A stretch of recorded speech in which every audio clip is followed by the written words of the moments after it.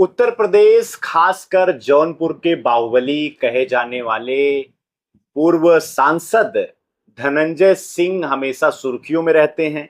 लेकिन इस बार सुर्खियां बटोर रही हैं उनकी पत्नी श्रीकला रेड्डी।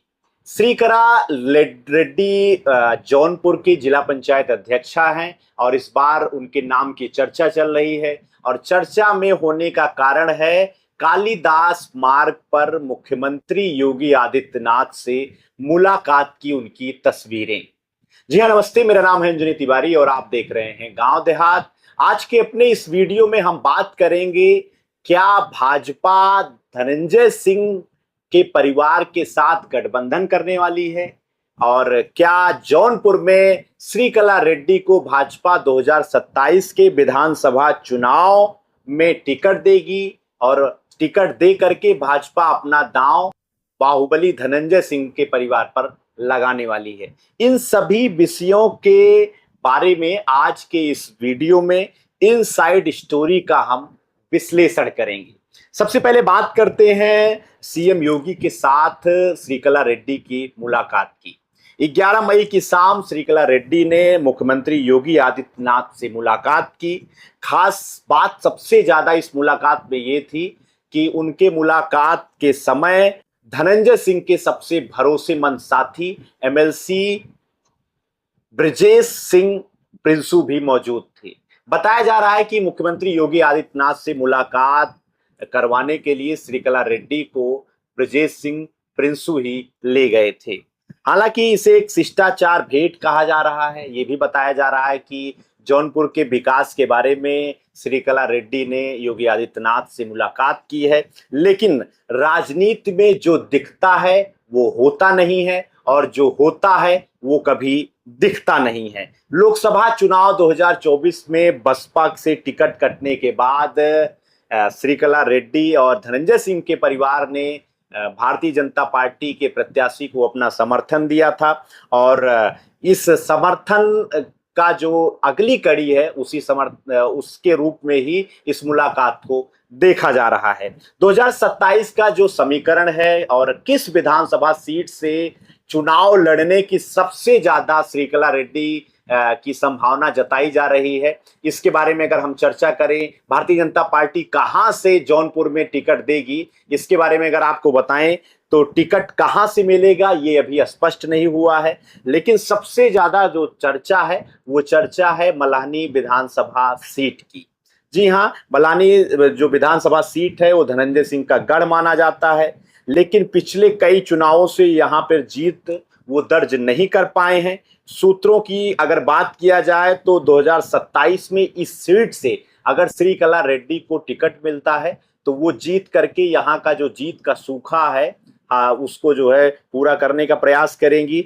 हालांकि धनंजय सिंह का स्थानीय रसूख और श्रीकला रेड्डी की साफ चेहरे की वजह से जो है इस सीट पर इनका जीतना भी टिकट अगर मिलता है तो जो है जीतने पर भी कोई संशय नहीं रहेगा। हालांकि श्रीकला जो है जिला पंचायत अध्यक्षा हैं और उनका प्रशासनिक और अनुभव भाजपा के लिए एक प्लस पॉइंट साबित हो सकता है कि ऑलरेडी उनके ऊपर भरोसा किया जा सकता है। और इस मुलाकात से और अगर धनंजय सिंह का परिवार भाजपा से जुड़ता है तो भारतीय जनता पार्टी को क्या कुछ फायदा होगा, क्योंकि धनंजय सिंह कई पार्टियों में रहे हैं, बाहुबली नेता हैं, सभी बड़े ठाकुर नेताओं के साथ उनके अच्छे संबंध हैं।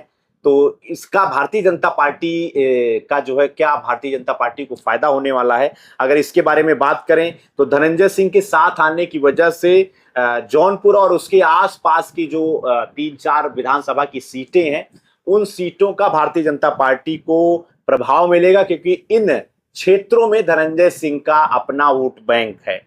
लोकसभा चुनाव में भाजपा ने महसूस किया कि धनंजय सिंह की नाराजगी की वजह से जो है भारतीय जनता पार्टी का प्रत्याशी कृपाशंकर सिंह यहां से चुनाव हार गए थे। समाजवादी पार्टी का यहां से विधायक सांसद बनता है। तो भारतीय जनता पार्टी इस डैमेज को कंट्रोल करने में जुटी हुई है और धनंजय सिंह बाहुबली के परिवार को अपने साथ जुटाने के लिए लगी है। और अगर भारतीय जनता पार्टी अपना प्रत्याशी यहां पर बनाती है तब भारतीय जनता पार्टी को 3-4 विधानसभा सीटों पर फायदा बनेगा। श्रीकला रेड्डी को साथ लेकर भाजपा न केवल ठाकुर वोटों को साधेगी बल्कि महिला उम्मीदवार के तौर पर एक मजबूत संदेश भी भारतीय जनता पार्टी देगी अगर श्रीकला धनंजय को टिकट मिलता है तब। और इसमें जो विरोधी गुट है और क्या कुछ चुनौतियां हैं, क्योंकि श्रीकला रेड्डी भारतीय जनता पार्टी में शामिल होंगी तब स्थानीय भारतीय जनता पार्टी के जो नेता हैं वो इसका विरोध भी करेंगे और उनके सामने क्या कुछ चुनौतियां रहेंगी। ये राह इतनी आसान नहीं है। भाजपा के भीतर एक धड़ा ऐसा भी है जो धनंजय सिंह का हमेशा से जौनपुर में विरोध करता आया है और धनंजय सिंह की जो बाहुबली की छवि है और इस छवि के कारण पार्टी हमेशा से उनको अपने में लेने का जो है विरोध करती आई है। मुख्यमंत्री योगी आदित्यनाथ अगर इन विरोधों को दरकिनार करके धनंजय सिंह को पार्टी में शामिल करते हैं तो एक बड़ा जो है निर्णय ये भी माना जाएगा। और ये पूरा अभी तक का सिनेरियो है। 11 तारीख को मुख्यमंत्री योगी आदित्यनाथ से श्रीकला धनंजय की मुलाकात से ही सियासी हलचल तेज हो गई है और इस सियासी हलचल तेज होने की वजह से बाहुबली की छवि रखने वाले धनंजय सिंह जौनपुर के अलावा जो अगल बगल के जिले हैं विधानसभा सीटें हैं, जैसे अंबेडकर नगर की कई सारी सीटें हो गई, सुल्तानपुर जनपद की कई सारी सीटें हो गई, इन सभी विधानसभा क्षेत्रों में धनंजय सिंह के अपने मजबूत पकड़ होने की वजह से क्या भारतीय जनता पार्टी उन्हें अपनी पार्टी में शामिल करेगी या नहीं करेगी, ये तो आने वाला समय बताएगा। तो आज के अपने इस वीडियो में हमने आपको पूरी डिटेल दी है।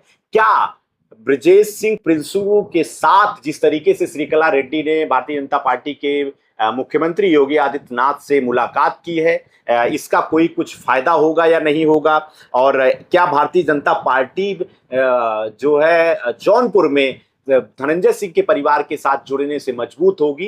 कमेंट सेक्शन में आप अपनी राय बता सकते हैं और हमें अपने विषय के बारे में, अपनी राय के बारे में लिख सकते हैं। इस पर हम आपको अगले वीडियो में जानकारी देंगे। और अधिक जानकारी के लिए चैनल पर अगर आप नए हैं तो कृपया गांव देहात को सब्सक्राइब कर लीजिए। ऐसी और अधिक राजनीतिक विश्लेषण से जुड़ी हुई खबरों के लिए देखते रहिए गांव देहात। आपका बहुत बहुत धन्यवाद।